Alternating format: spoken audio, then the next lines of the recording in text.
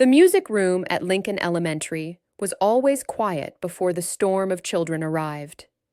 Sheet music lay scattered across piano benches, violins rested in their cases, and the morning light filtered through tall windows, casting long shadows across the wooden floor.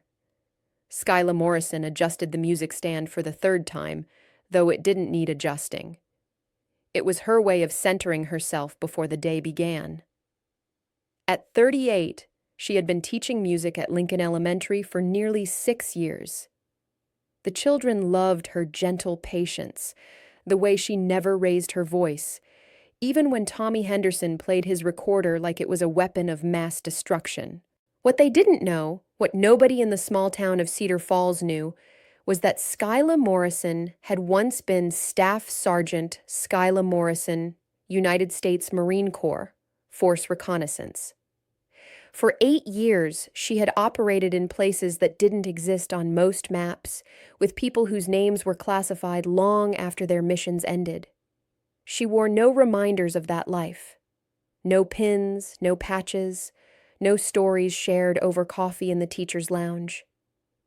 Her apartment was modest, decorated with student artwork and concert programs, not commendations or unit photos. The only hint of her past was the way she scanned rooms when she entered them, noting exits and potential threats with eyes that had seen too much and remembered everything. The transition from Marine to music teacher hadn't been planned. After her discharge, Skyla had drifted for a while, unsure how to translate skills designed for warfare into something useful for peace. She had always loved music, had played piano as a child before the Marines gave her different instruments to master. When the position at Lincoln Elementary opened up, something inside her recognized it as a chance to build instead of prepare for destruction. Cedar Falls was the kind of place where everyone knew everyone, where the biggest excitement was usually the annual Harvest Festival or the high school football team making it to state championships. People were friendly, but respectful of boundaries. They knew Skyla kept to herself, knew she was reliable and good with the children, and that was enough. Mrs. Patterson, the principal, had hired Skyla based on her teaching credentials and the way she had handled the interview with calm professionalism. During their first meeting, Skyla had mentioned serving in the military but offered no details, and Mrs. Patterson hadn't pressed. In a small town where privacy was both rare and valued, some stories were allowed to remain untold. The morning of March 15th started like any other. Skyla arrived at school at 7:30, unlocked the music room, and began preparing for the day's lessons. Third graders would practice their spring concert pieces. Fifth graders would continue learning about different musical cultures, and the after-school choir would work on harmonies. She was organizing sheet music when she heard the first unusual sound. Running footsteps in the hallway, too fast and urgent for normal school morning energy. Then came shouting, adult voices filled with panic, not the playful chaos of children. Skyla moved to her door and listened. The shouting was clearer now, coming from the direction of the main office. "Lock the doors! Get the children inside!" The words triggered something in Skyla that had been dormant for 6 years. Her body tensed, her breathing steadied, and her mind shifted into a mode of thinking that had once kept her alive in places where mistakes meant death. She moved away from the door and reached for her phone, dialing 911 while her eyes swept the room, cataloging everything that could be useful. 911. What's your emergency? This is Skyla Morrison at Lincoln Elementary School.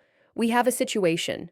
I can hear panic in the hallways, adults shouting about locking doors.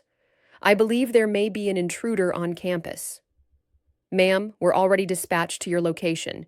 Stay in your room, lock the door, and keep away from windows. Skyla ended the call, but she didn't lock the door.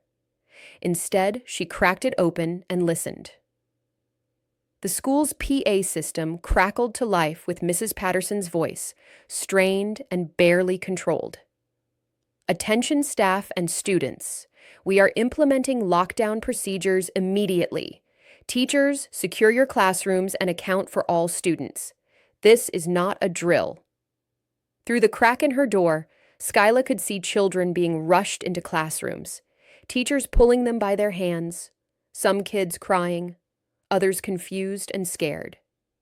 Mrs. Rodriguez from across the hall was trying to calm a group of kindergartners while simultaneously counting heads and fumbling with her keys.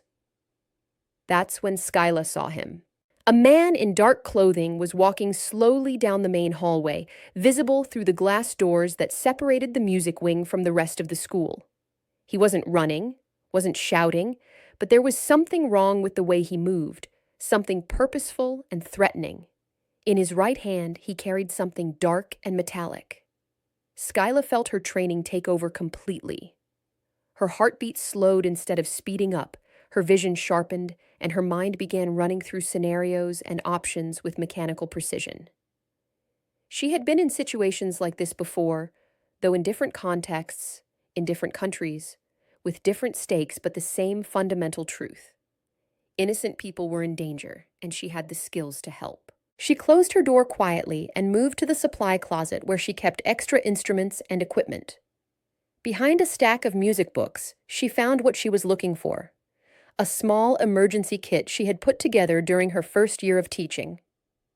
It contained a flashlight, a first aid kit, zip ties, and a few other items that might seem unusual for a music teacher, but made perfect sense to someone with her background.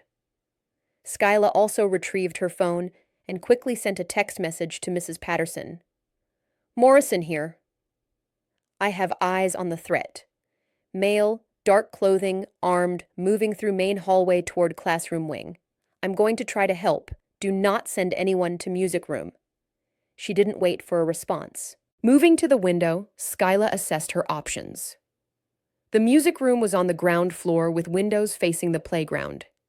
She could exit through the window and try to reach the main office to get a better understanding of the situation, or she could try to intercept the intruder before he reached the classrooms full of children. The choice was obvious. Skyla opened the window slowly, grateful for the maintenance crew who had fixed the squeaking hinges just last month. She slipped through quietly, landing in the mulch bed outside. The playground was empty, swings moving slightly in the morning breeze, a stark contrast to the chaos inside the building. She moved along the exterior wall of the school, staying low beneath the windows, making her way toward the main entrance. Through the classroom windows, she could see teachers holding children, some kids pressed against walls away from doors and windows, little faces marked with fear and confusion. At the corner of the building, Skyla paused and took out her phone. She had Mrs. Patterson's direct number and called it, knowing the principal would answer despite the lockdown. "Skyla? Where are you? I got your text. You can't—" "Listen to me carefully," Skyla interrupted, her voice calm and authoritative in a way Mrs. Patterson had never heard before. "I need information. How many intruders? What do we know about his location and intentions?" How do you— "There's one man.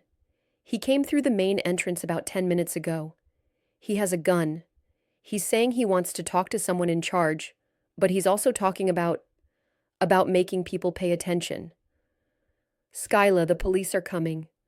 You need to stay safe." "Where is he now?" "He was in the main hallway last I saw, heading toward the kindergarten wing." Skyla's blood went cold.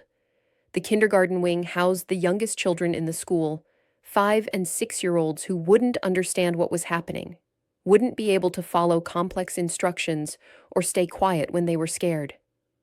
"Mrs. Patterson, I need you to trust me. I have training for this type of situation.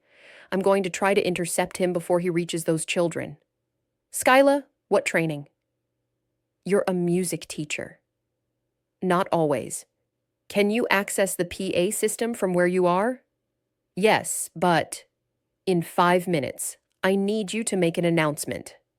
Tell him that the person in charge wants to meet with him in the main office. Tell him you're coming to him, but ask him to come to you instead. Make it sound like you're scared and trying to cooperate. I am scared. Good. Use that.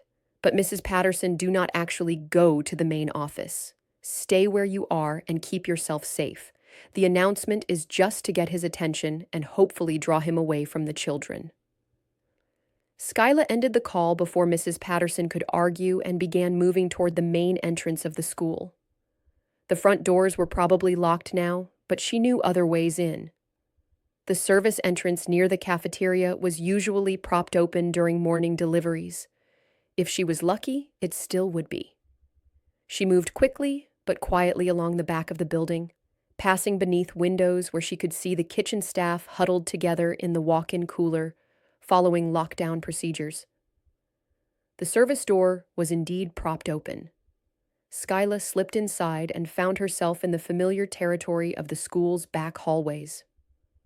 She knew this building as well as she had once known forward operating bases in Afghanistan, every corner and corridor mapped in her mind. She could hear voices now, coming from the direction of the main hallway.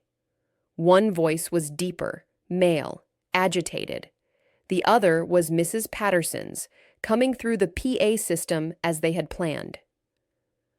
"Please, I just want to talk to you." Mrs. Patterson's voice echoed through the empty hallways. "I'm the principal here. I'm in charge. Can you please come to the main office so we can discuss what you need?" Skyla moved closer to the sound of the man's voice. He was talking to himself as much as responding to the PA announcement, a rambling monologue about being ignored, about people not listening, about making them understand. She had heard similar things before, in different contexts, and she knew that reasoning with someone in this state was possible, but required patience and skill. She reached the corner where the back hallway met the main corridor and carefully looked around the edge. The intruder was about 30 feet away, standing in front of the kindergarten wing with his back partially to her. He was younger than she had expected, maybe mid-20s, wearing a dark hoodie and jeans. The gun in his hand was a pistol, held loosely but ready. Through the glass doors of the kindergarten classrooms, Skyla could see small faces peering out, teachers trying to keep children calm and out of sight. Mrs. Kim, who taught the youngest group, was holding two children who were crying silently, their shoulders shaking with suppressed sobs. The man was responding to Mrs. Patterson's continued announcements, but he wasn't moving toward the main office. Instead, he seemed fixated on the kindergarten wing, on the children he could see through the glass. "They're so quiet now," he said, loud enough for Skyla to hear. Finally paying attention, finally listening. Skyla knew she had to act. The police were coming, but in a situation like this, seconds mattered. She had seen what could happen when unstable individuals focused their attention on the most vulnerable targets. She moved back down the hallway and made her way to the janitor's closet, where she knew Mr. Garcia kept his master keys. The closet was unlocked, and she quickly found what she was looking for. Keys to every door in the building, including the classroom doors in the kindergarten wing. Her plan was simple but risky. She would use the service corridors to reach the kindergarten wing from the opposite side, unlock the classrooms, and evacuate the children through the windows while the intruder was still focused on the main hallway. It meant exposing herself to danger, meant the possibility of direct confrontation. But it also meant getting the most vulnerable children out of harm's way. Skyla moved through the school like a ghost, using maintenance corridors and back passages she had learned about during her years of teaching there. The building was old, built in the 1970s, with a layout that included service hallways designed for staff to move equipment without disrupting classes. She had never imagined she would use this knowledge for tactical purposes. She reached the back of the kindergarten wing without being detected. Through a window, she could see Mrs. Kim's classroom. The teacher had moved all the children to the far corner, away from the main door and the windows facing the hallway. They were sitting on the reading rug, holding each other, trying to be brave. Skyla tapped gently on the window. Mrs. Kim looked over, and her eyes went wide when she saw her colleague outside. Skyla put her finger to her lips and gestured for Mrs. Kim to come to the window. Skyla? What are you doing out there? Mrs. Kim whispered when she opened the window. I'm going to get you and the children out. Can you bring them to this window quietly? How? Why?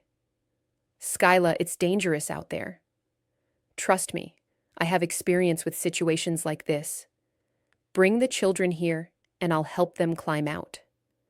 We'll take them to the playground and then to the safe area behind the building. Mrs. Kim looked uncertain, but she could hear the intruder's voice getting louder in the hallway, more agitated. She nodded and began gathering the children. Okay, friends, she whispered to her students.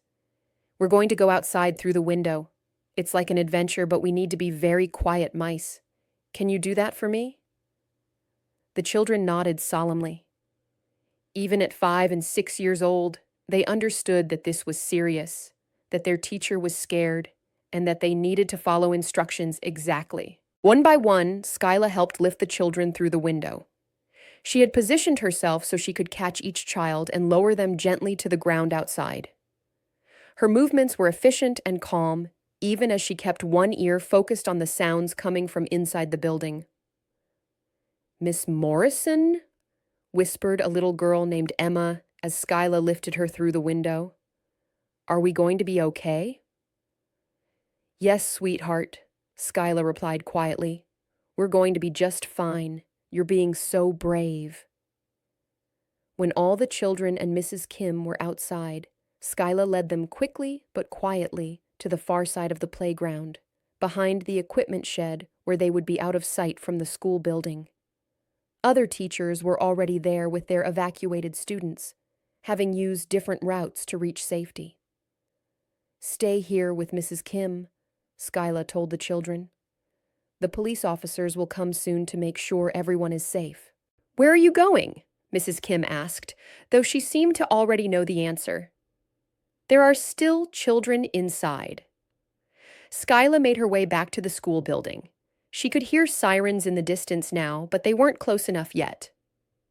Through the windows, she could see that the intruder had moved closer to the remaining classrooms, his agitation increasing as he realized some of the rooms were empty. The next classroom belonged to Mr. Foster, who taught first grade.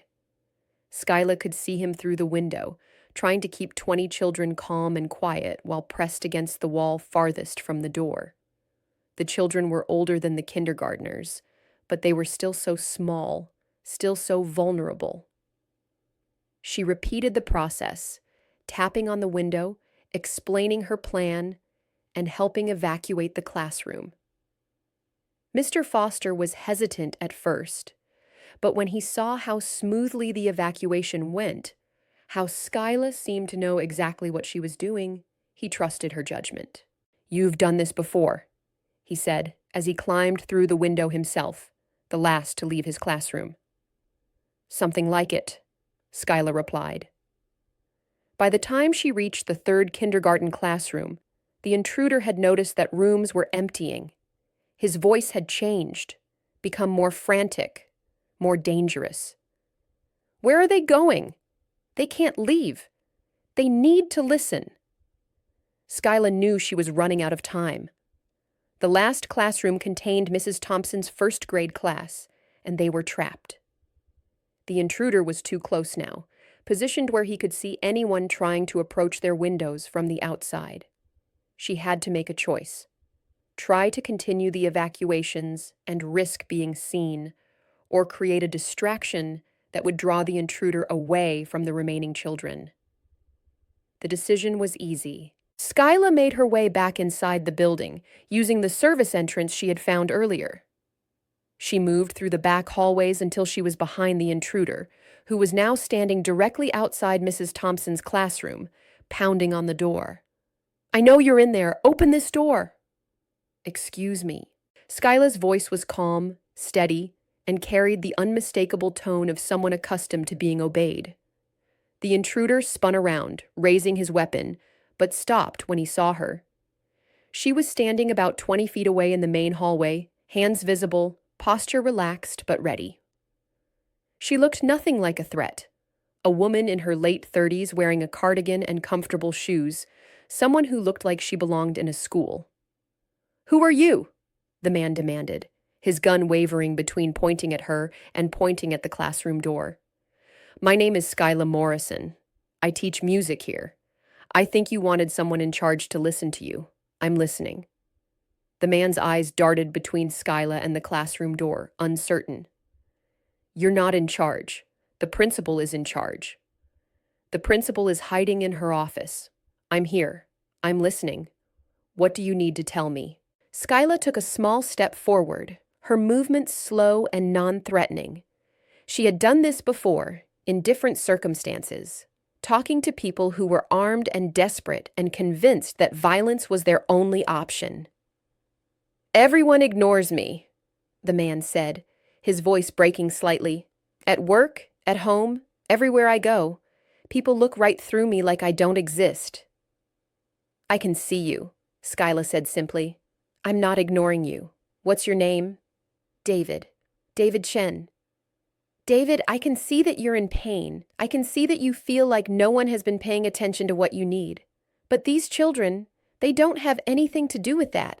They're just kids. They need to understand. Everyone needs to understand what it feels like."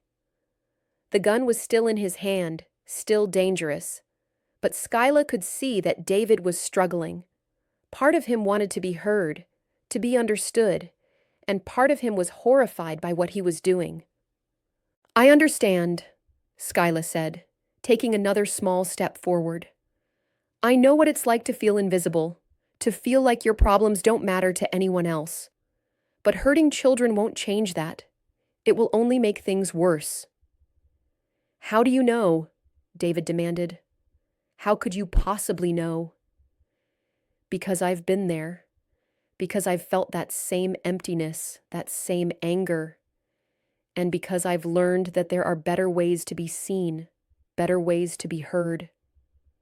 She was closer now, close enough that she could act if she needed to, but still far enough away to avoid seeming threatening.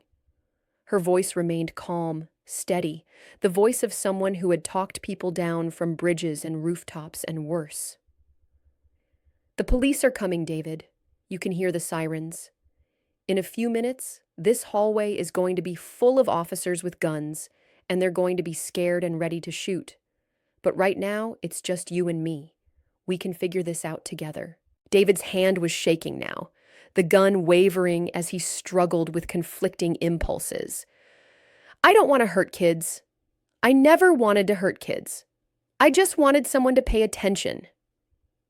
"I know. And you have my attention. You have everyone's attention now. The question is what you want to do with it." Skyla could hear vehicles pulling up outside the school, doors slamming, radio chatter. The tactical response was arriving, which meant the situation was about to become much more complicated and dangerous. "David, in about 30 seconds, this building is going to be surrounded by police officers. They're going to want to end this situation as quickly as possible, and they're not going to be as patient as I am. If you want to get out of this alive, if you want a chance to tell your story to someone who will really listen, you need to put the gun down now." "What if I do? What if I put it down and nothing changes? What if I go to jail and everyone forgets about me again?" "Then at least you'll be alive to try again. At least you'll have a chance to find better ways to be heard. But if you don't put it down, if you make the police choose between your life and the children's safety, there won't be any more chances." The sounds outside were getting closer. Skyla could hear boots on pavement, voices coordinating entry points. She had maybe 2 minutes before tactical officers would breach the building and the situation would spiral out of her control. "I'm going to step closer to you now," she said to David. "I'm not going to try to take your gun, and I'm not going to hurt you. I just want to be close enough to talk without shouting." She moved forward slowly, her hands still visible, her voice still calm. "My full name is Skyla Morrison, and I'm 38 years old. I grew up in Oregon, and I've been teaching here for 6 years. Before that, I was a Marine for 8 years. I've been to places where people were shooting at me, where I had to make life and death decisions every day. David's eyes focused on her more intently. You were in the military? Yes. And I know what it's like to come back from that and feel like nobody understands you, like the problems you're dealing with don't matter to anyone else. I know what it's like to be invisible. Then why are you trying to stop me? Because I also know that the feeling passes. I know that there are people who will listen, who will help, who will see you for who you really are, but not if you do this. Not if you hurt innocent children. Skyla was close enough now to see the tears in David's eyes, to see the tremor in his hands that had nothing to do with fear and everything to do with exhaustion and desperation. I don't know how to stop, he whispered. Yes, you do. You put the gun on the floor and you step away from it. Then you let me help you figure out what comes next. What if they shoot me? They won't if you're not armed. I give you my word that I will stay with you and make sure they understand that you cooperated, that you chose to do the right thing. The sirens were very close now. Skyla could hear boots on the school steps, voices calling out tactical positions. In less than a minute, the front doors would open and armed officers would flood the hallways. David, this is your last chance. Put the gun down now. For a moment, everything hung in balance. David looked at the gun in his hand, then at Skyla, then at the classroom door where children were hiding behind locked doors and furniture barriers.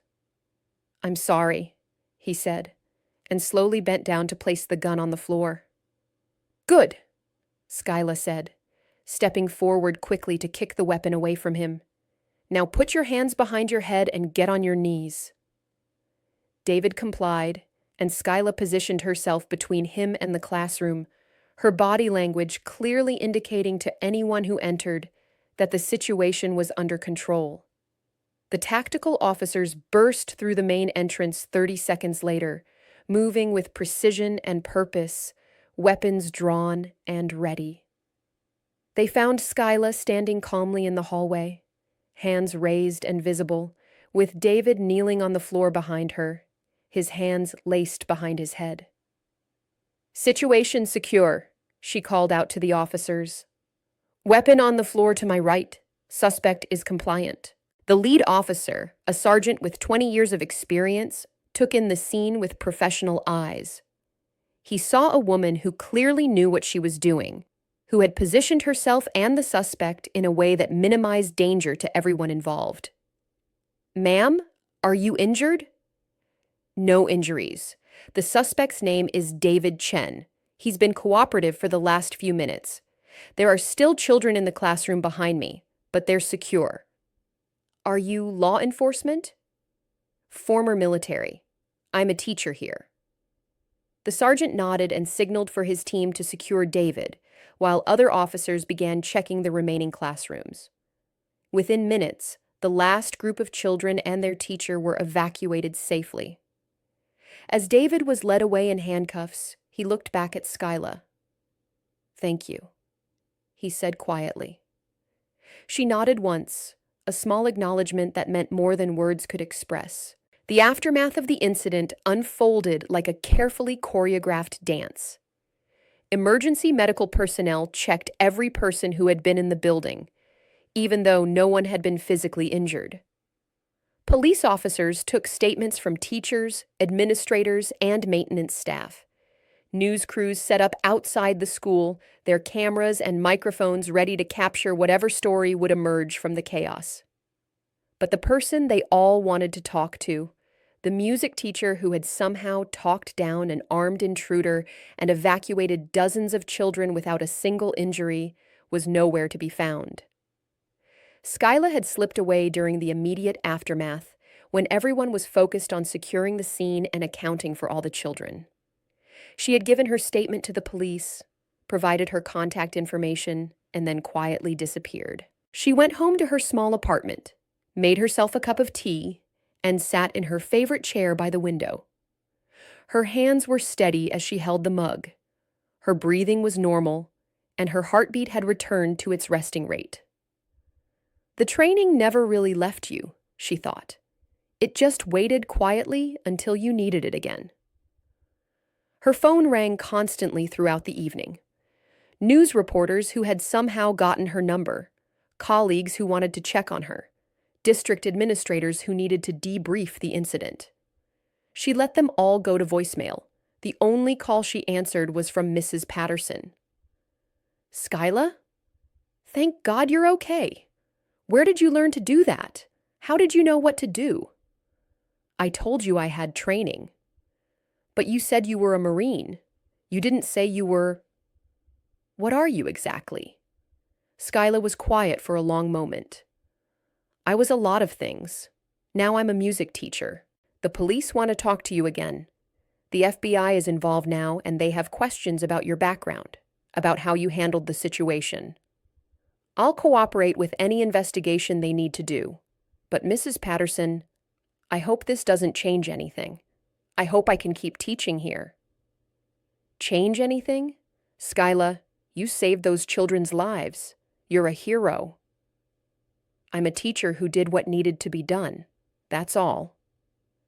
But even as she said it, Skyla knew that her quiet life in Cedar Falls had changed forever. The story broke on the national news that evening. Music teacher saves school. Former Marine talks down armed intruder. The details were sketchy at first, based on statements from children and other teachers, but the basic facts were clear.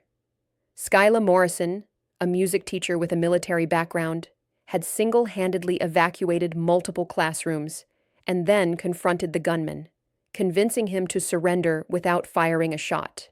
By the next morning, reporters from 3 different networks had set up camp outside her apartment building. Her phone had received over 200 calls, including requests for interviews from CNN, Fox News, and every major network. Her email inbox was full of messages from military veterans, teachers, parents, and complete strangers who had heard the story and wanted to express their gratitude.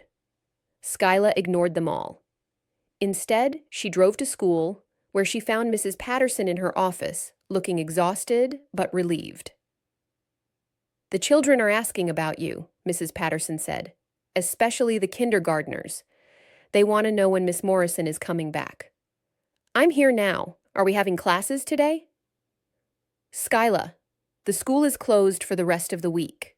We have counselors coming in to work with the children, and the district is conducting a full review of our security procedures." "What about next week?" Mrs. Patterson looked at her carefully. "Are you sure you want to come back? This has been traumatic for everyone involved. It would be understandable if you needed time to process what happened. The children need their music lessons, and I need to be here. The FBI wants to interview you formally.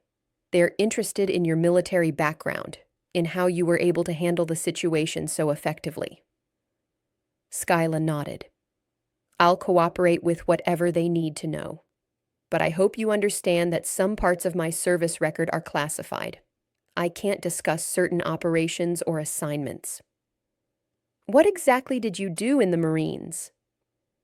Skyla was quiet for a moment, looking out the window at the empty playground where she had helped evacuate frightened children just 24 hours earlier. "I protected people, in different places, under different circumstances, but the mission was always the same. I made sure innocent people were safe." Mrs. Patterson nodded slowly. "And you're still doing that." The FBI interview took place that afternoon in a conference room at the local police station. Agent Jennifer Walsh was a woman about Skyla's age, professional and thorough, with the kind of demeanor that suggested she had dealt with classified information before. "Ms. Morrison, I've reviewed your service record, or at least the parts that I'm cleared to see. You were force reconnaissance. Is that correct?" "Yes." "And you completed multiple deployments to classified locations?" "Yes." "The incident yesterday, The way you handled the tactical situation, the evacuation procedures, the negotiation with the armed subject. Where did you learn those skills? In the Marines. Agent Walsh looked up from her notes. I'm going to be direct with you. The way you handled that situation was textbook. Better than textbook, actually. You made decisions and took actions that probably saved multiple lives. But those aren't skills that every Marine learns. Skyla remained silent. Force Recon is special operations. You would have received advanced training in close quarters. Combat, hostage situations, negotiation techniques, tactical psychology. Is that accurate? I received training appropriate to my mission requirements. Ms. Morrison, I'm not here to compromise any classified information or put you in a difficult position. But I need to understand what we're dealing with. Are you someone who poses a security risk? Are there aspects of your background that the school district should be aware of? Skyla met the agent's eyes directly. Agent Walsh, I have never violated my oath of service, never compromised classified information, and never used my training for anything other than protecting innocent people. Yesterday, I was a music teacher who saw children in danger and did what I could to help them. Nothing more, nothing less. But you could have done more, couldn't you? I mean, if the situation had escalated, if talking hadn't worked, you would have been capable of other measures. I would have done whatever was necessary to protect those children, just like any teacher would. Agent Walsh closed her folder. Ms. Morrison, I want you to know that your actions yesterday were exemplary.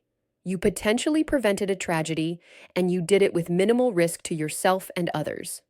The Bureau has no concerns about your background or your presence in the school district. Thank you. However, I think you should be prepared for the fact that this story is going to follow you. People are going to be curious about your past, about how a music teacher knew how to handle a situation like that. I understand.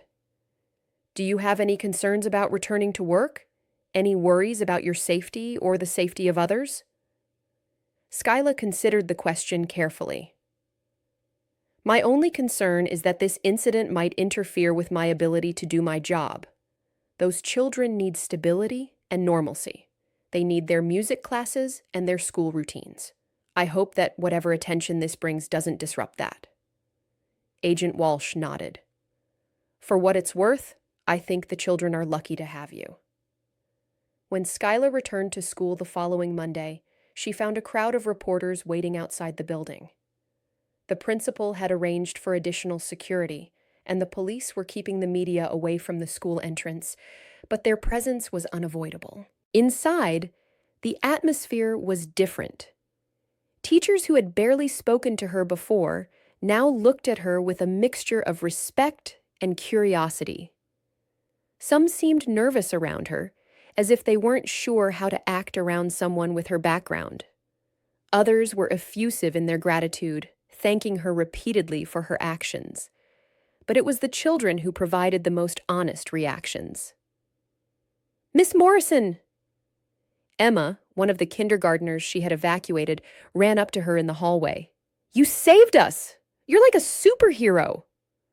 I'm not a superhero, sweetheart. I'm just your music teacher. But you were so brave. Weren't you scared? Skyla knelt down to Emma's eye level. I was concerned about making sure you and all your friends were safe. Sometimes when people we care about are in danger, we find courage we didn't know we had. My daddy says you were a soldier before you were a teacher. I was a Marine.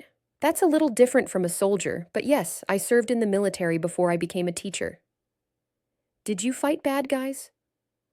I helped keep people safe, just like I did last week. Emma nodded solemnly, as if this explanation made perfect sense to her 5-year-old understanding of the world. The days that followed brought a rhythm of normalcy mixed with unexpected attention. Skyla taught her music classes, worked with the children on their spring concert, and tried to maintain the routine that had defined her life for the past 6 years. But the media attention didn't fade as quickly as she had hoped. A week after the incident, she received a call from her former commanding officer, Colonel James Mitchell, now retired and living in Virginia.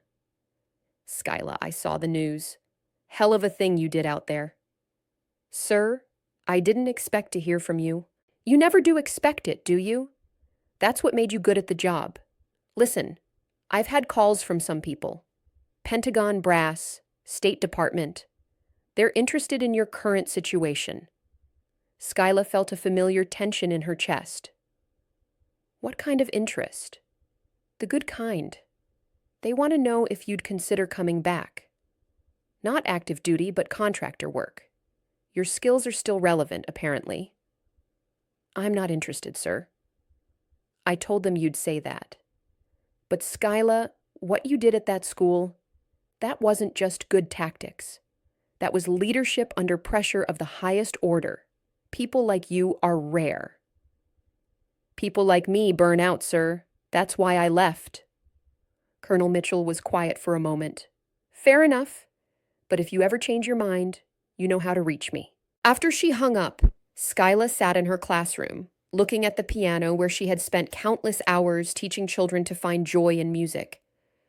The offer didn't surprise her, but it did remind her of the life she had deliberately left behind. That afternoon, during her planning period, she found Mrs. Patterson waiting in her classroom with a visitor. "Skyla, this is Dr. Sarah Chen. She's a crisis counselor with the school district. She wanted to speak with you about the incident." Dr. Chen was a woman in her 40s, with kind eyes and a gentle manner. "Ms. Morrison, I hope you don't mind the intrusion. I'm here to check on all the staff who were involved in the lockdown, but I wanted to speak with you specifically." "I'm fine, Dr. Chen. Thank you for asking. I'm sure you are handling things well on the surface, but what you experienced, what you did, was extraordinary. Even trained professionals can have delayed reactions to traumatic events." Skyla appreciated the concern, but she had been through debriefings before. "I understand the process, Dr. Chen. I've had training in recognizing stress responses and trauma symptoms.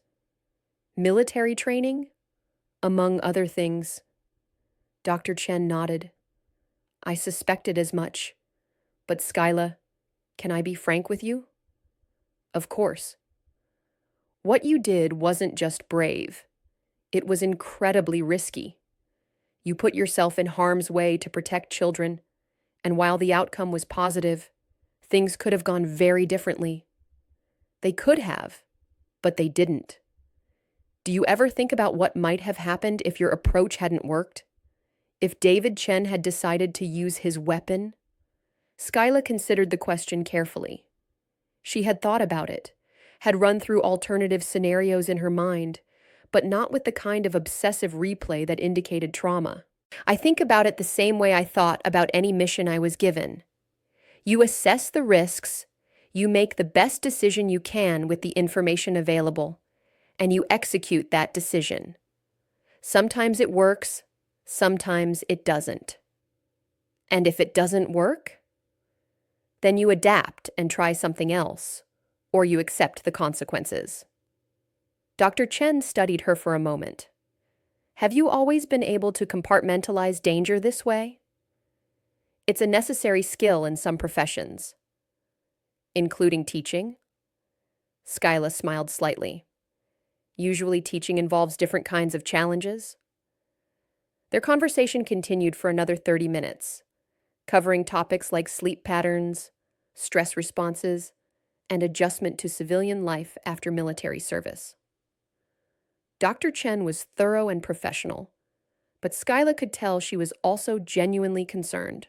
"Ms. Morrison, I want you to know that if you ever need to talk to someone about this incident or about your transition from military to civilian life, I'm available.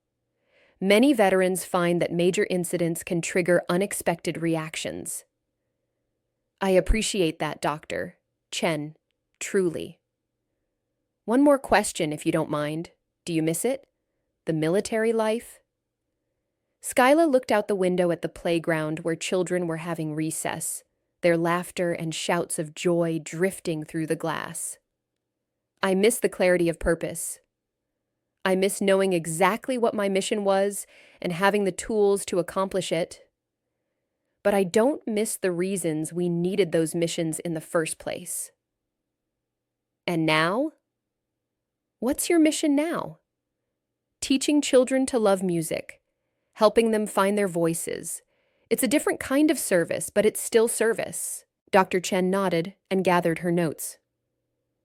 For what it's worth, I think the children are fortunate to have you, and I think you found a way to continue serving that honors both parts of who you are. After she left, Skyla remained in her classroom, preparing for the next day's lessons. She was arranging sheet music for the 5th grade choir when she noticed someone standing in her doorway. It was David Chen's mother, Mrs. Lisa Chen, a small woman in her 60s with tired eyes and hands that trembled slightly as she clutched her purse. Ms. Morrison? I'm sorry to bother you. I'm David's mother. Skyla stood up immediately, her body instinctively tensing, but her voice remained calm. Mrs. Chen, please come in. The woman entered the classroom hesitantly, as if she wasn't sure she had a right to be there. I wanted to thank you, she said quietly. Mrs. Chen, you don't need to thank me. Yes, I do. You saved my son's life. The police told me that if you hadn't talked to him, if you hadn't convinced him to put down the gun, they would have had to shoot him. Tears began flowing down her cheeks, and Skyla found herself moving closer, offering tissues from her desk. David is sick, Mrs. Chen continued. He's been struggling with depression and anxiety for years, but he wouldn't get help. He wouldn't listen to anyone. After he lost his job last month, he disappeared inside himself. I'm sorry you've been going through this. The doctors say he's getting help now. In the hospital, in the jail, they have psychiatrists working with him. He's taking medication, and for the first time in months, he seems like my son again. Skyla sat down beside her. How is he doing? He's ashamed. He can't believe he did what he did, that he scared those children. He keeps asking about them, wanting to know if they're okay. They're okay. They're resilient, and they have good support. He asked me to find you, to ask if you would be willing to see him. Not now, but maybe someday when he's better. He wants to apologize properly, to understand what you saw in him that made you willing to risk your life to talk to him. Skyla was quiet for a long moment. In her military career, she had encountered many people in desperate situations, but she rarely had the opportunity to learn what happened to them afterward. Mrs. Chen, when David is ready, when his doctors think it would be appropriate, I would be willing to speak with him. Really? You would do that? Yes, but I want you to understand something. What happened that day wasn't David's fault alone. Mental illness is a medical condition, not a character flaw. The important thing is that he's getting help now. Mrs. Chen nodded through her tears. The lawyers say he'll probably go to prison, even with the mental health issues. That may be true, but Mrs. Chen, your son chose to put down the gun. At the end of the day, when it mattered most, he chose not to hurt anyone. That choice came from something good inside him, something that his illness couldn't completely destroy. How did you know? How did you know he wasn't really dangerous? Skyla thought about the question carefully. I didn't know for certain, but I could see that he was in pain, not just angry. Pain can be worked with.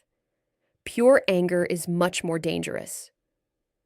Mrs. Chen stayed for another few minutes, and when she left, she hugged Skyla briefly. Thank you for seeing my son as a person worth saving. That evening, Skyla received a call from her brother Tom, who lived in Seattle with his family. I saw the news coverage, he said without preamble. Jesus, Skyla, you could have been killed. But I wasn't. That's not the point. You left the Marines to get away from that kind of danger. No, Tom. I left the Marines to get away from that kind of mission. There's a difference. Is there? Because from where I'm sitting, it looks like you just traded one battlefield for another. Skyla was quiet for a moment. Her brother was a software engineer, a good man who had never understood her military service and worried constantly about her well-being. Tom, do you remember when we were kids and you fell through the ice on Miller's Pond? Of course. Do you remember what I did? You jumped in after me, even though you couldn't swim very well. Right. I didn't think about the danger, didn't calculate the risks. I just saw my brother in trouble and did what needed to be done. That's different. Is it? Last week I saw children in danger and did what needed to be done.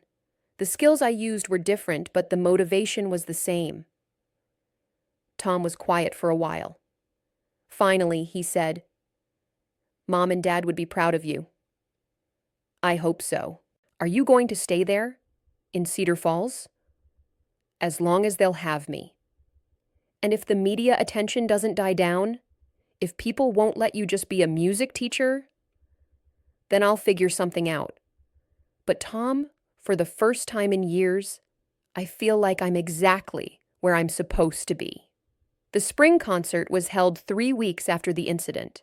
The school auditorium was packed, not just with parents and family members, but with community members who wanted to show their support for the school and the children. Skyla had worked extra hours with the students, helping them prepare pieces that would showcase their growth and bring joy to the audience.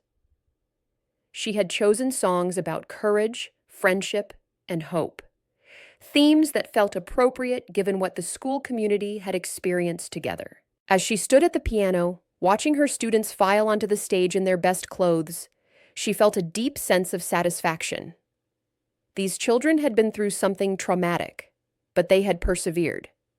They had found their voices again, literally and figuratively. The concert began with the kindergarten class singing "You Are My Sunshine," their sweet voices filling the auditorium with innocence and joy. Emma, the little girl who had called her a superhero, sang with particular enthusiasm, smiling directly at Skyla throughout the performance. The first grade class performed a song about friendship, and Skyla noticed several parents wiping away tears as their children sang about being there for each other in difficult times.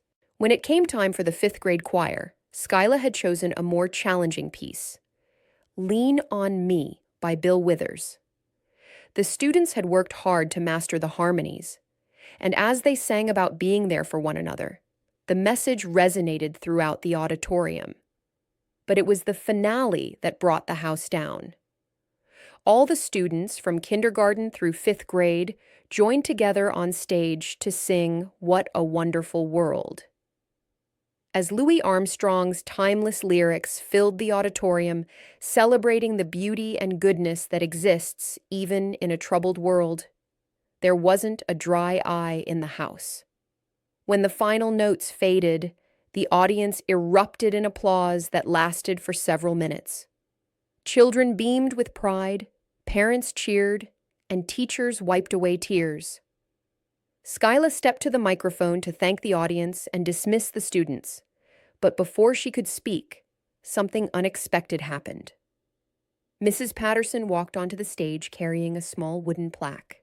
"Before we end tonight's wonderful concert," the principal announced, "I want to take a moment to recognize someone special." Skyla felt her stomach drop.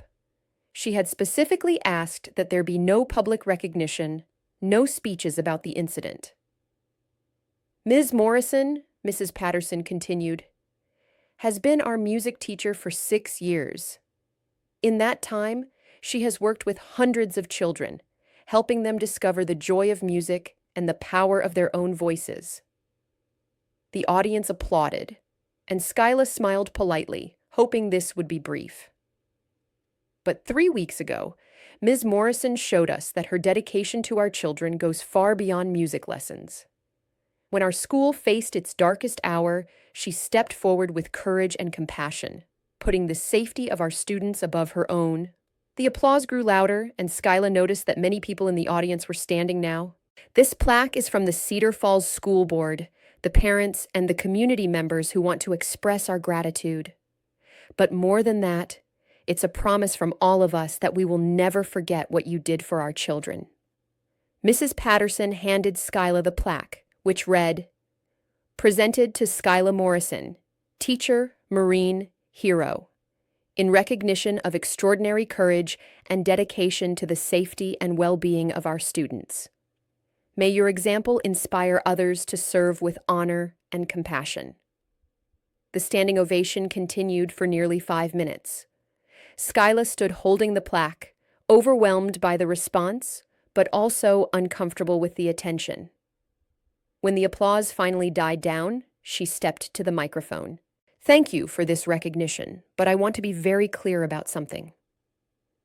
3 weeks ago, I didn't do anything that any other teacher in this building wouldn't have done. Every person who works here, from the custodial staff to the principal, would put themselves at risk to protect these children." She paused, looking out at the audience. What happened here was not about one person's actions.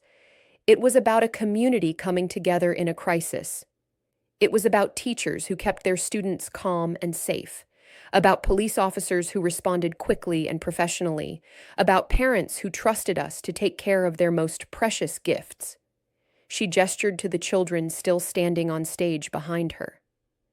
But most of all, it was about these amazing young people who showed courage and maturity far beyond their years.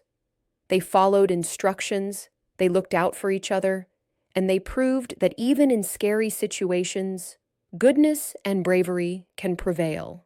The audience applauded again, and Skyla smiled. "I am honored to be their teacher, and I look forward to many more years of making music together." As the audience began to file out, many people stopped to speak with Skyla. Parents thanked her, children hugged her, and community members expressed their admiration. But it was a conversation with one parent that stayed with her. A man approached her as she was packing up her music stands. He was tall and serious-looking, with calloused hands and work boots that suggested a blue-collar profession. "Ms. Morrison, I'm Jack Rodriguez. My daughter Sophia is in 3rd grade." "Of course, Sophia.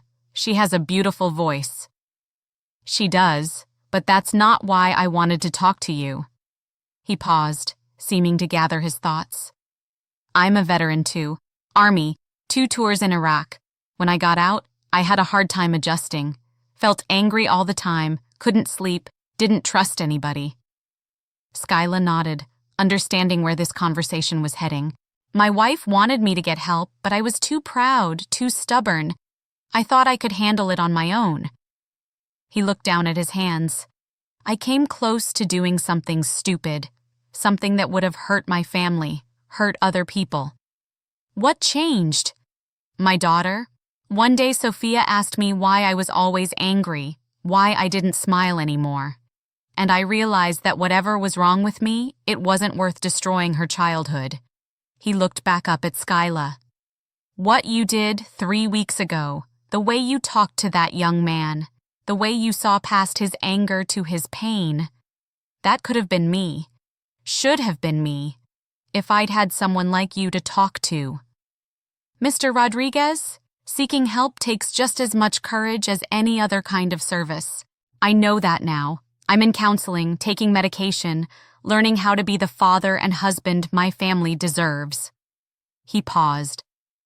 "I just wanted you to know that what you did that day probably saved more than one life. It reminded a lot of us that there are people who understand, people who won't give up on us even when we've given up on ourselves."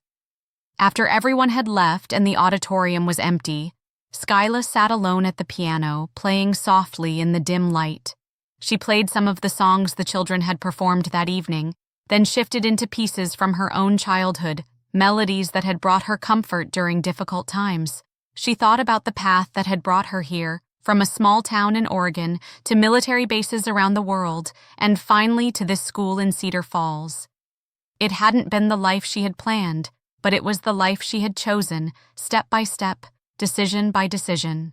Her phone buzzed with a text message from an unknown number. Ms. Morrison, this is David Chen. My mother said she spoke with you.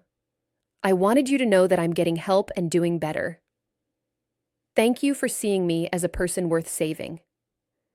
I hope someday I can earn the kindness you showed me. Skyla read the message twice, then typed back. David, I'm glad to hear you're getting help. Take care of yourself and focus on healing. The world needs people who understand both darkness and light. As she gathered her things and prepared to leave, Skyla reflected on the events of the past few weeks. The media attention was finally dying down. The children were adjusting well, and life was slowly returning to normal. But she knew that she had been changed by the experience, just as the school and the community had been changed. She had been reminded that her military training, the skills she had worked so hard to leave behind, could be used for protection and healing rather than destruction. More importantly, she had learned that heroism wasn't about seeking danger or proving oneself in dramatic moments. True heroism was about being prepared to act when circumstances demanded it, about choosing to serve others regardless of personal risk. As she walked to her car, Skyla noticed that someone had placed a small bouquet of wildflowers on her windshield. There was no note, no signature, just a simple gesture of gratitude from someone in the community. She smiled, placed the flowers on her passenger seat, and drove home through the quiet streets of Cedar Falls. Tomorrow there would be more music lessons to teach, more young voices to guide, more ordinary moments that made up the fabric of a meaningful life. But tonight, she was simply grateful to be exactly where she belonged, a teacher who had once been a Marine, a protector who had learned to nurture, a warrior who had found peace in service to the smallest and most vulnerable among us. The story of what happened at Lincoln Elementary School was never forgotten, but it became something larger than the facts of that single day. It became a reminder that heroes walk among us in unexpected forms, that courage can emerge from the most unlikely circumstances, and that sometimes the greatest battles are won not with weapons, but with words, compassion, and the unwavering belief that every person is worth saving. Skyla Morrison continued teaching music at Lincoln Elementary for many years to come. She never spoke publicly about her military service, never wrote a book about her experiences, never sought recognition for her actions. She simply showed up each day, taught children to find their voices through song, and remained ready to serve whenever her community needed her. And in the quiet moments between lessons, when sunlight streamed through her classroom windows and children's laughter echoed in the hallways, she knew that she had finally found the perfect harmony between who she had been and who she was meant to become. 2 years after the incident at Lincoln Elementary, Skyla received an unexpected visit that would once again test her resolve and remind her that some battles are never truly over. It was a Tuesday afternoon in October, and she was staying late to prepare materials for the upcoming Halloween concert. The school was quiet, most students and teachers having gone home hours ago. She was alone in her classroom, organizing sheet music and testing the sound system when she heard footsteps in the hallway. Through her door's window, she saw a figure approaching, a woman in her 30s, well-dressed but with eyes that carried a familiar weight. When the woman knocked, Skyla recognized her immediately from news photos and court proceedings she had tried to forget. "Ms. Morrison, I'm Rebecca Phillips. I'm David Chen's sister." Skyla opened the door carefully, her body unconsciously shifting into a more alert posture. "Ms. Phillips, how can I help you?" "I know this is unexpected, and I'm sorry for coming to your workplace. I tried to reach you by phone, but your number is unlisted." Rebecca's voice was steady, but Skyla could detect underlying tension. I wanted to speak with you about my brother. How is David doing? That's complicated.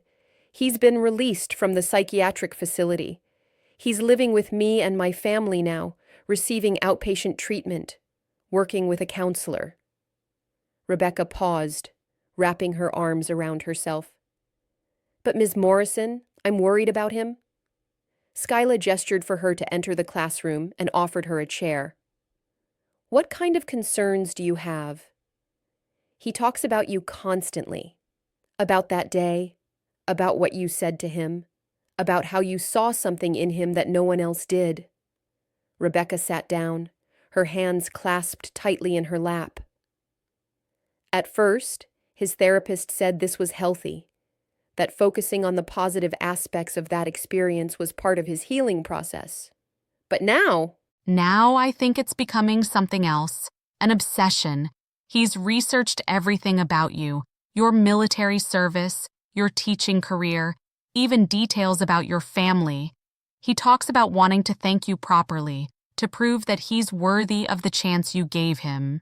Skyla felt a familiar chill, the same instinctive warning that had served her well in more dangerous situations. Has he made any specific threats or statements about contact? Not threats exactly, but yesterday I found maps and floor plans of this school in his room. When I asked him about them, he said he was just trying to understand the layout better, to appreciate what you did that day. Ms. Phillips, have you spoken to his treatment team about this? I tried, but he's been manipulating them. He's very intelligent, very good at saying what they want to hear. To them, he appears stable and committed to his recovery. But I live with him. I see the way he stares at newspaper clippings about you, the way he talks about destiny and second chances. Skyla processed this information with the analytical mind that had once evaluated threats in hostile territory. What would you like me to do? I don't know. Maybe if he could see you, talk to you one more time, it would give him closure? Or maybe it would make things worse. I just know that I'm scared for him and for you. They talked for another 20 minutes, Rebecca sharing details about David's current mental state and living situation. He was compliant with his medication, attending therapy sessions, and had even found part-time work at a local library. But underneath this apparent progress, his sister detected an unhealthy fixation that worried her. Ms. Morrison, there's something else. David has been asking questions about your military service, about what you did before you became a teacher. He seems to believe that you two share some kind of special connection because you both understand violence and trauma. That's concerning. He talks about you like you're some kind of guardian angel who was sent specifically to save him. His therapist calls it trauma bonding, but I'm worried it's becoming delusional. After Rebecca left, Skyla sat alone in her classroom for a long time, thinking about the conversation and its implications. She had dealt with similar situations during her military service, individuals who became fixated on their rescuers or developed unhealthy attachments to those who had shown them kindness during crisis moments. She reached for her phone and called Agent Walsh, the FBI investigator who had interviewed her after the school incident. Walsh was no longer assigned to the case, but she had given Skyla her direct number with instructions to call if anything unusual came up. Agent Walsh? This is Skyla Morrison. I hope I'm not calling too late. Ms. Morrison? Not at all. Is everything all right? Skyla explained the visit from David's sister and her concerns about his current mental state. Agent Walsh listened without interruption, asking clarifying questions and taking notes. This is definitely something we need to take seriously, Walsh said when Skyla finished. Fixation behaviors like this can escalate, especially in individuals with David's psychiatric history. I'm going to contact his parole officer and treatment team tomorrow. Is there anything I should be doing differently? Any precautions I should take? For now, maintain your normal routines, but stay alert. If you see him or anyone suspicious around the school or your home, call 911 immediately. I'm also going to recommend that the school district be briefed on the situation so they can increase security awareness. That night, Skyla found herself checking door locks and window latches with the same methodical precision she had once used to secure safe houses in dangerous territories. She realized that part of her had never fully left the warrior mindset behind. It had just been dormant, waiting for a reason to resurface. The next morning, she arrived at school to find Mrs. Patterson waiting in her office with District Superintendent Dr. Robert Hayes and the school's security coordinator. Skyla, Agent Walsh called me last night. We need to discuss some security measures. The meeting was brief but thorough. Dr. Hayes authorized additional security patrols around the school, updated emergency procedures, and installed a panic button in Skyla's classroom. They also implemented a visitor screening protocol that would flag any attempt by David Chen to gain access to school grounds. Ms. Morrison, I want you to know that the district takes any threat to our staff seriously, Dr. Hayes said. But I also want to assure you that this situation doesn't change our complete support for your continued employment here. I appreciate that, Dr. Hayes. But I have to ask, am I putting the children at risk by being here? If David Chen is fixated on me, am I making the school a target? The superintendent considered the question carefully. According to the threat assessment, David Chen has shown no indication of wanting to harm children or school staff. His fixation appears to be specifically on you and stems from gratitude rather than anger. The experts believe that maintaining normal routines while taking reasonable precautions is the best approach. Over the following weeks, Skyla noticed subtle changes in the school's atmosphere. Security guards were more visible, teachers were briefed on new emergency procedures, and there was an underlying tension that hadn't existed since the immediate aftermath of the original incident. But it was her students who provided the most perspective on the situation. During a 5th grade music class, one of her students, Marcus Williams, approached her after the lesson. Ms. Morrison, my dad is a police officer, and he told me there might be some bad people trying to bother you because of what happened before. Your father talks to you about his work? Sometimes. He says it's important for kids to know that police officers are there to help keep everyone safe. Marcus paused, then looked directly at her. Are you scared? Skyla knelt down to his eye level, considering how to answer honestly without creating unnecessary worry. Marcus, when adults face difficult situations, we sometimes feel concerned or worried, but we also make plans to stay safe. I'm not scared because I know that your father and other police officers are working hard to protect everyone. But you could protect yourself too, couldn't you? If you had to? The question surprised her with its directness. What makes you ask that? My dad says you were a soldier before you were a teacher. He says soldiers know how to take care of themselves and other people. I was a Marine, which is a little different from a soldier. But yes, I learned some skills that help me stay safe. The most important skill, though, is knowing when to ask for help from other people. Marcus nodded solemnly. My dad says the same thing. He says even police officers need backup sometimes. That afternoon, Skyla received a call from Dr. Amanda Foster, David Chen's psychiatrist. The conversation was professional but concerning. Ms. Morrison, I'm calling because I believe David's sister may have contacted you about our patient. She did. She expressed some concerns about his current mental state. I want you to understand that David has made significant progress in his treatment. He's compliant with his medication, engaged in therapy, and shows no signs of violent ideation. But, Dr. Foster paused, but I am concerned about his fixation on you and the events at the school. In our sessions, he frequently returns to that day, analyzing every detail of your interaction, attributing meaning to your words and actions that may exceed what was actually intended. Dr. Foster, I spoke with David that day, as I would speak to anyone in crisis, with compassion and respect for their humanity. I didn't intend to create any special connection or ongoing relationship.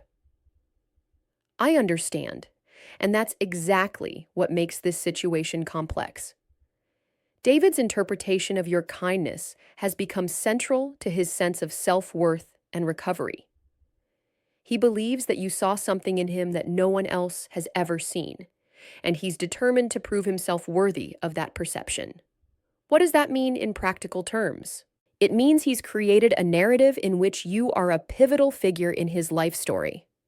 He talks about wanting to demonstrate his progress to you, to show you that your faith in him was justified. Skyla felt the weight of unintended consequences settling on her shoulders. Dr. Foster, what would you recommend? Honestly, I'm not sure. In some cases, a controlled meeting between patient and the person they're fixated on can provide closure and reduce obsessive thoughts. In other cases, it can reinforce the fixation and make it stronger. And in David's case, I think it could go either way. He's intelligent enough to understand the boundaries of appropriate behavior, but he's also vulnerable enough that rejection or disappointment could trigger a setback. They talked for another 10 minutes, discussing various scenarios and potential interventions. Dr. Foster agreed to increase the frequency of David's therapy sessions and to work specifically on helping him develop a more realistic understanding of the school incident. That evening, Skyla found herself thinking about the conversation with David's psychiatrist and the broader implications of her actions 2 years earlier. She had done what seemed right in the moment, had probably saved lives by talking David down from violence, but now she was dealing with consequences she hadn't anticipated. Her phone rang, interrupting her thoughts. The caller ID showed her brother Tom's number. "Hey, Tom. Skyla? I heard from Agent Walsh. She called to let me know about this David Chen situation and to ask if I'd noticed anyone suspicious around my neighborhood. I'm sorry you got dragged into this. Don't apologize. I'm glad the FBI is taking it seriously. But Skyla, I have to ask, are you sure you want to keep living like this?" "Living like what?" "Always looking over your shoulder, always waiting for the next crisis. You left the military to get away from this kind of stress?" Skyla was quiet for a moment. "Tom, this isn't the same thing. David Chen isn't an enemy combatant. He's a sick person who needs help." "Maybe so, but the effect on your life is similar. You're back to thinking tactically, checking locks, scanning crowds. That's not healthy long term. What would you suggest I do? Quit my job? Move away from a community that I love and that needs me?" "I'm not suggesting anything specific. I just want you to think about what you want your life to look like 5 years from now. Do you want to be a teacher who occasionally deals with security issues, or do you want to be a security expert who occasionally teaches music?" After they hung up, Skyla sat in her living room, looking at the photos and mementos that decorated her modest apartment.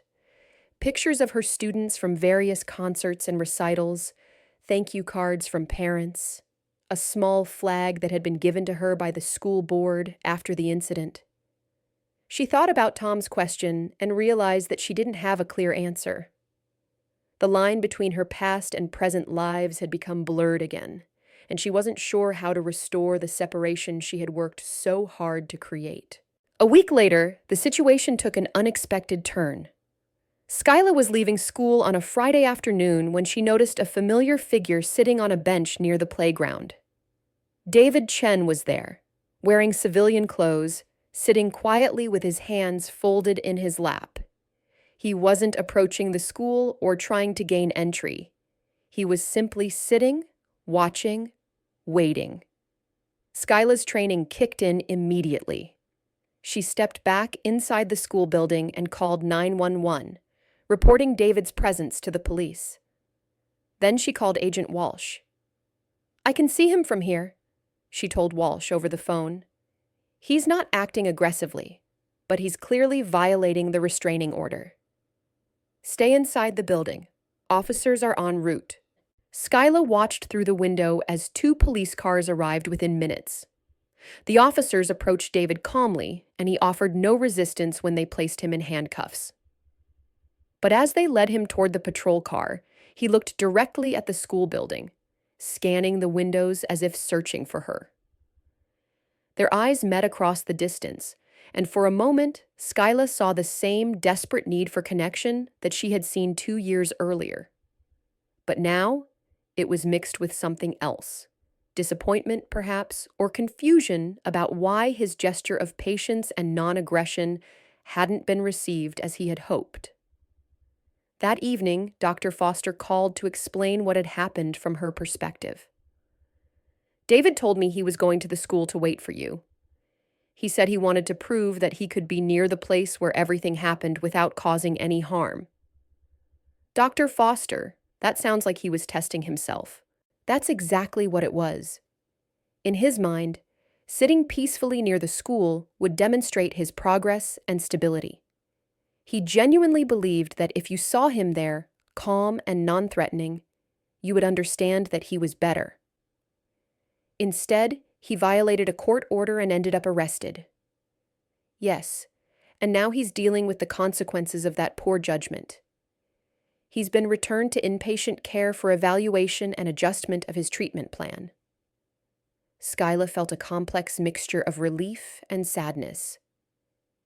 Dr. Foster, is there anything I could have done differently? Any way this could have been avoided?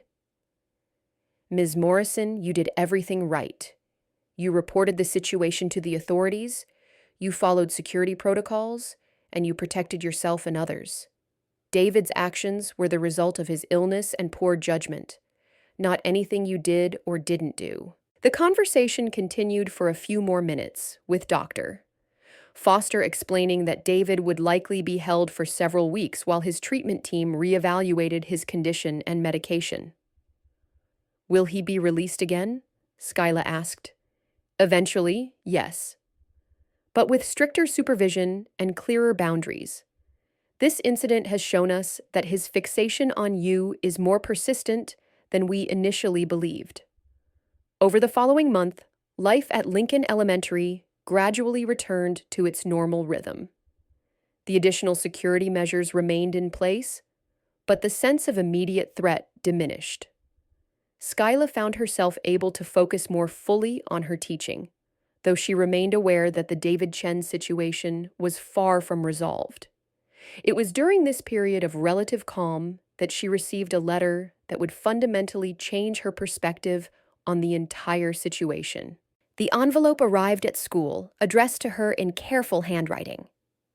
Inside was a single sheet of paper with a brief message. Dear Ms. Morrison, my name is Sarah Chen Williams. David Chen is my cousin. I wanted to write to tell you about something that happened when we were children that might help you understand why David has reacted to your kindness the way he has. When David was 8 years old, our family went through a very difficult time.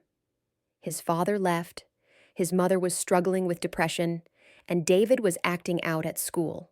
He felt invisible and unwanted. During this time, a teacher named Mrs. Rodriguez took special interest in him. She saw past his behavioral problems to the scared little boy underneath. She gave him extra attention, encouraged his love of reading, and made him feel like he mattered. David idealized Mrs. Rodriguez in the same way he now idealizes you. When she moved away at the end of the school year, David was devastated. He spent years wondering what he had done wrong, why she had abandoned him. I think what happened at your school triggered those old feelings of being seen and valued by someone he admires. But it also awakened his fear of abandonment. I'm not excusing his behavior or asking you to take on responsibility for his healing. I just wanted you to understand that his fixation comes from a place of deep emotional need, not malice. Our family is committed to supporting his treatment and ensuring that he respects the boundaries that have been set. I hope that someday he will be able to appreciate what you did for him without needing more from you than you can give. Thank you for saving his life, and I'm sorry that your kindness has brought you so much trouble.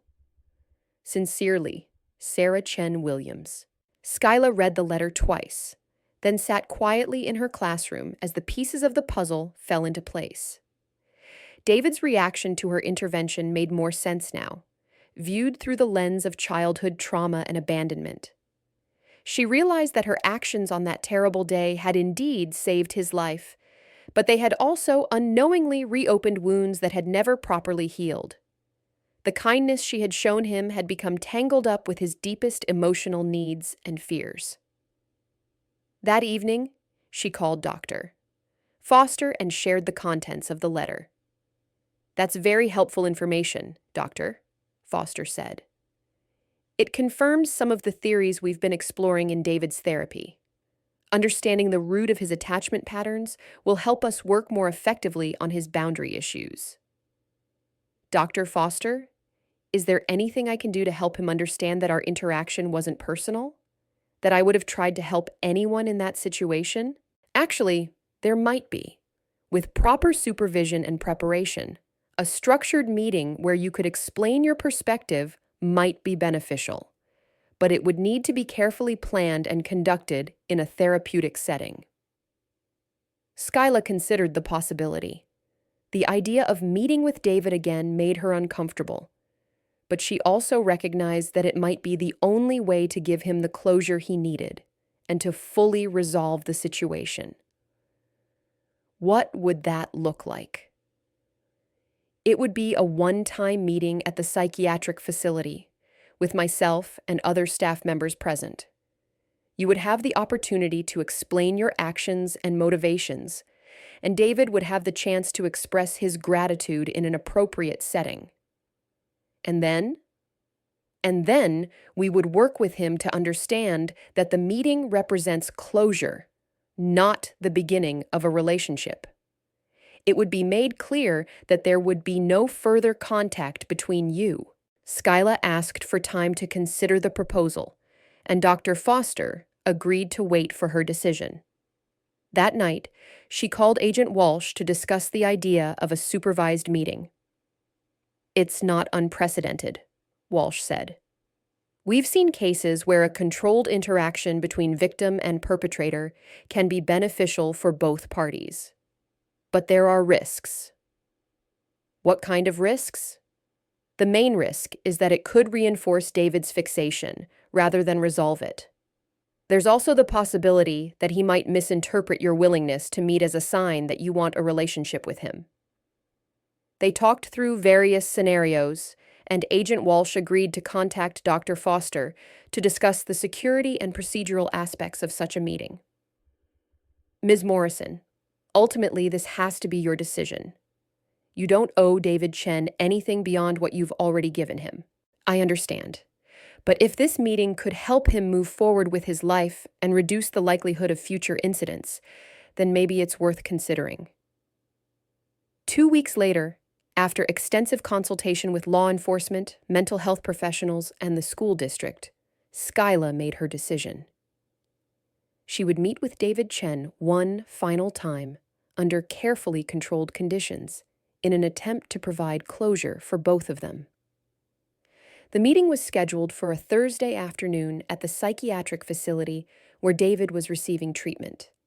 Skyla arrived to find a conference room set up with Dr. Foster, a security guard, and a social worker present.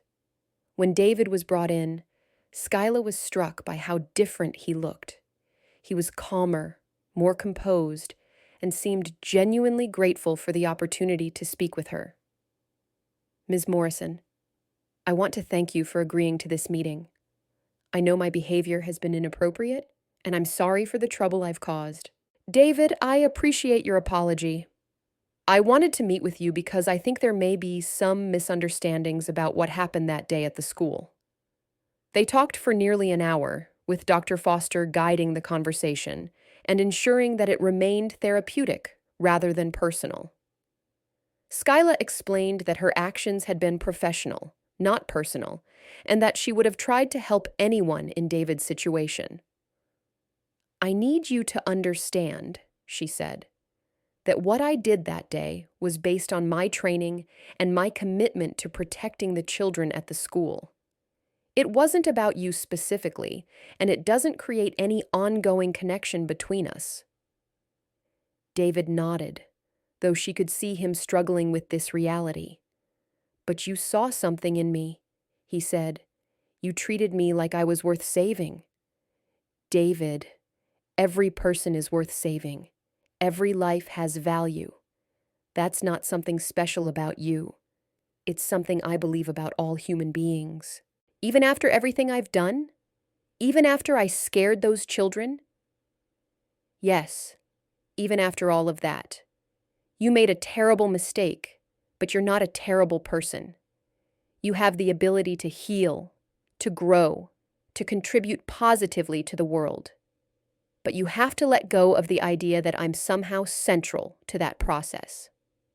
The meeting ended with David expressing genuine gratitude and Dr. Foster reinforcing the boundaries that would govern any future contact between them. "David, this meeting represents closure," Dr. Foster explained. "Ms. Morrison has given you an extraordinary gift by taking the time to provide this clarity. Now it's time for you to focus on your healing and your future without any expectation of further interaction with her." As they prepared to leave, David asked one final question. "Ms. Morrison, what should I do with all the gratitude I feel toward you? How do I honor what you did for me?" Skyla considered the question carefully. "Honor it by living a good life. Help other people when you can. Be kind to those who are struggling. The best way to thank someone who showed you compassion is to show that same compassion to others." After the meeting, Doctor Foster walked Skyla to her car. "How do you think that went?" she asked. "Better than I expected." David seemed to genuinely understand what I was trying to communicate. But time will tell whether he can internalize those boundaries. "I think this meeting will mark a turning point in his treatment. Having closure with you will allow him to focus more fully on his own healing process." 6 months later, Skyla received one final piece of correspondence related to David Chen. It was a letter from his sister Rebecca, informing her that David had completed his inpatient treatment and was transitioning to a supervised living facility in another state. "I wanted you to know," Rebecca wrote, "that David talks about your final meeting frequently, but in a healthy way. He says it helped him understand that he needs to build his own life, rather than depending on others to give his life meaning. He's been volunteering at a literacy program for adults, helping people learn to read. He says it's his way of passing along the kindness you showed him. I think you would be proud of the progress he's made." Skyla folded the letter and placed it in a file folder with other documents related to the incident. The David Chen chapter of her life was finally closed, but the lessons it had taught her would remain. She realized that her actions on that terrible day at Lincoln Elementary had created ripples that extended far beyond what she had imagined. Her choice to see David as a human being in crisis, rather than a monster, had not only saved his life, but had also set him on a path toward healing and service to others. As she returned to her classroom that afternoon, preparing for another day of teaching music to children who still called her a hero, Skyla reflected on the complex nature of rescue and redemption. Sometimes saving someone meant talking them down from violence. Sometimes it meant teaching them that they were worth saving. And sometimes it meant helping them understand that true healing came from within, not from the validation of others. The story of Skyla Morrison and David Chen had ended where it should have, with both of them moving forward into lives defined not by that one terrible day, but by the choices they made in all the days that followed. If this story touched you, don't forget to like, comment, and subscribe. We'd love to hear what inspired you the most. And where in the world are you watching from? Let us know below.